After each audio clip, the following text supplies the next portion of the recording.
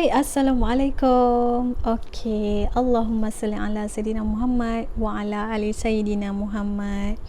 Okey, so Alhamdulillah bertemu lagi dalam video saya kali ni. Okey, so untuk kali ni saya akan share lagi tentang selawat. Okey, so untuk kali ni saya akan share 5 hadis sahih tentang selawat. Okey, so jom tengok video ni sampai habis, okey? Sebenarnya kalau hadis yang berkaitan selawat ni sangat-sangat banyak dan banyak sangat yang kita boleh rujuk.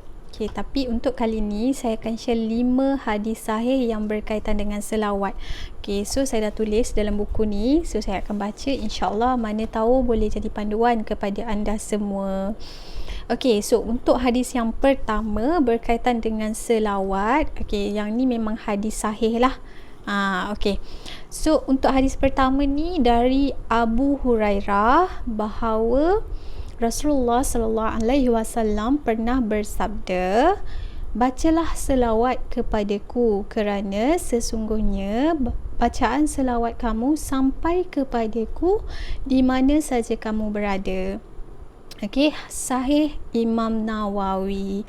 Okey, maknanya selawat ni boleh dibaca dekat mana-mana saja. Kita tengah buat apa pun boleh, tengah tidur, tengah driving, tengah masak pun boleh baca selawat, kecuali satu tempat sajalah, iaitu tandas. Tandas, toilet, tengah mandi ke tengah membuang ke kan. Janganlah selawat. Pernah saya dengar satu kisah sahabat Nabi di mana dia punya kebiasaan berselawat tu sampaikan dia masuk toilet dia kena gigit batu tau. Dia kena gigit batu supaya bibir dia, mulut dia tidak berselawat, sebab dia takut dia terberselawat kepada Nabi dalam tandas, sampaikan dia kena gigit batu. Sebab kita memang tak boleh selawat dalam toilet, tapi selain pada tu boleh dekat mana-mana pun boleh. Tengah masak, tengah driving, tengah buat kerja, apa-apa saja boleh. Okey.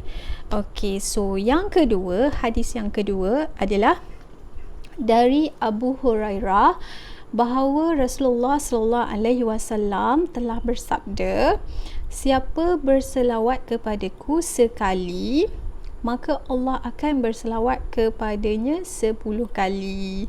Sahih Muslim. Okey, maknanya setiap kali kita berselawat ni memang kita tahu akan ada ganjarannya lah, selain daripada ganjaran yang dihapuskan dosa apa semua tu kan. Okay, Allah juga akan berselawat kepada kita, sebab sebenarnya kalau selawat ni, kalau ikutkan Nabi tak dapat macam kalau kita tak selawat pada Nabi pun tak apa sebenarnya. Maksudnya Nabi tu orang yang telah dijanjikan syurga oleh Allah Subhanahu Wa Taala. Jadi sebab apa kita berselawat ni sebenarnya kebaikan, fadilat tu kita yang dapat, sebab Allah berselawat balik pada kita. Maknanya Allah memberi rahmat kepada kita 10 kali ganda. Sebab tu kalau orang tak selawat sangat-sangat rugi. Sebab macam mana cara lagi untuk kita dapatkan rahmat Allah, macam mana cara lagi untuk kita dapat selawat direct daripada Allah, kecuali dengan selawat lah. Maknanya berselawat lah, maka Allah akan bagi rahmat selawat balik pada kita 10 kali ganda. Okay. So yang ketiga, hadis yang ketiga, Abdullah ibnu Mas'ud berkata, Rasulullah telah bersabda, "Seutama-utama manusia dengan aku di hari kiamat ialah orang yang paling banyak berselawat kepadaku." Hadis riwayat At-Tirmizi. Okay.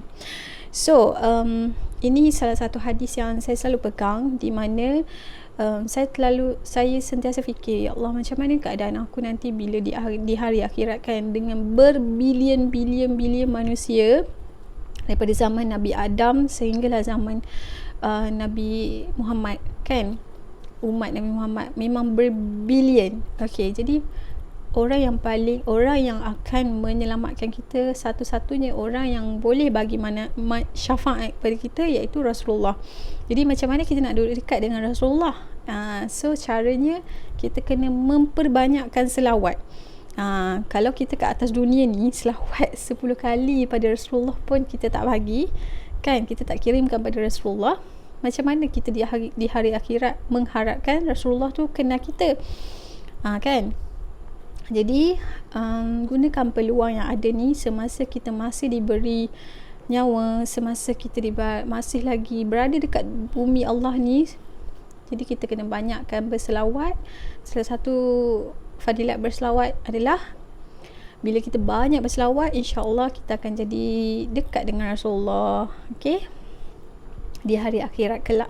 Mungkin kita tak rasa sangat lah kebaikan selawat di dunia, walaupun ada, mungkin kita tak perasan, memang ada, tapi mungkin kita rasa macam tak ada apa-apa pun, kan. Tapi sebenarnya selawat ni sangat-sangat berharga di hari akhirat. Jadi sangat rugi kalau kita tak selawat setiap hari.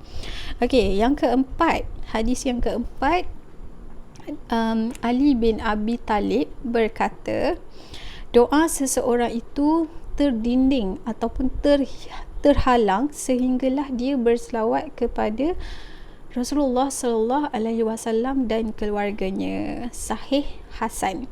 Okey, yang hadis keempat ni saya pun selalu dengar ustaz-ustaz cakap, sebelum kita doa, kita kena selawat dulu. Sebab kalau kita tak baca selawat, doa tu tak sampai. Maknanya doa tu terhalang, tak sampai lah, maknanya tak sampai kalau kita tak selawat. Contohlah kita nak something, kan, kita minta, ya Allah bagilah aku macam ni kan, hajat kita, kan, tapi kita tak mulakan doa kita tu dengan selawat, maknanya doa tu tak sampai. Okay, so maknanya dalam hadis ni memang dia dah bagi tahu doa terhalang kalau kita tak selawat. So kena pastikan sebelum berdoa kena selawat dulu. Macam kutubah, okay, kan ada kutubah, kalau tak dibacakan selawat sebelum kutubah tu, maknanya kutubah tu tak sah. So pentingnya selawat ni bukan sekadar biasa-biasa, tapi sangat-sangat penting. Maknanya kalau khatib yang baca kutubah tu dia tak berselawat dulu, maknanya kutubah tu tidak sah. Okay, so tu salah satunya lah. Maknanya kena ingat sebelum kita berdoa, kita kena selawat dulu pada Rasulullah sallallahu alaihi wasallam. Okay, yang kelima, ini yang terakhir, dari Abu Hurairah bahawa Rasulullah bersabda, tiada seorang pun yang berselawat kepadaku setelah kewafatanku melainkan Allah mengembalikan rohku sehinggalah aku dapat menjawab salam orang itu. Okay, hadis riwayat Abu Daud dan Ahmad. Okay, so yang ni untuk hadis yang kelima ni, okay, Rasulullah kata setiap kali kita berselawat ni, Rasulullah jawab salam kita. Rasulullah jawab selawat kita tu, walaupun baginda dah meninggal dunia, walaupun baginda telah wafat. Sebab tu berkait dengan yang pertama tadi, walaupun kita kat mana je, sampai dekat Rasulullah walaupun Rasulullah dah tak ada bersama dengan kita. Okay, so ini adalah 5 hadis sahih yang saya kongsikan sahaja, okay, sebagai rujukan untuk kita bersama. Mungkin ada yang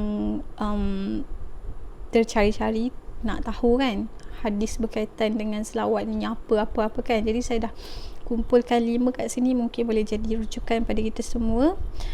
Dan yang paling penting, siapa yang tengok video ni, tolonglah saya mengajak pada semua untuk kita sama-sama berselawat.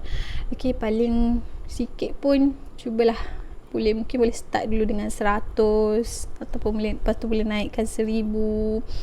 Mungkin lagi bagus 5,000, 10,000, tu sangat-sangat bagus lah. Tapi mungkin tak apa, kita boleh mulakan dengan sikit dulu. So yang paling penting konsisten ataupun istiqomah. Okay, so insyaAllah saya akan kongsikan banyak lagi keajaiban tentang selawat. Dan sebab saya harap sangat channel saya ni dapat bagi manfaat kepada ramai orang, sebab saya sangat-sangat sukakan amalan selawat ni, dan saya nak ramai lagi sahabat-sahabat, kawan-kawan pun sama-sama mengamalkan selawat setiap hari. Okay, so insyaAllah mungkin kalau ada yang terkurang dalam video ni saya minta maaf. Dan kalau suka video ni, boleh tolong subscribe channel saya, support saya. Mungkin saya lebih bersemangat lagi untuk buat banyak lagi video. Okey, terima kasih kerana menonton dan saya doakan segala urusan anda semua dipermudahkan, insya-Allah. Okey, bye bye. Assalamualaikum.